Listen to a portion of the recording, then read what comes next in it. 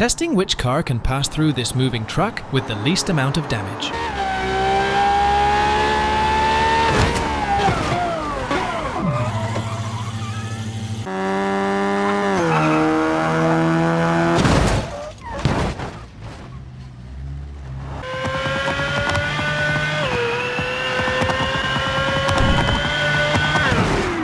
Oh!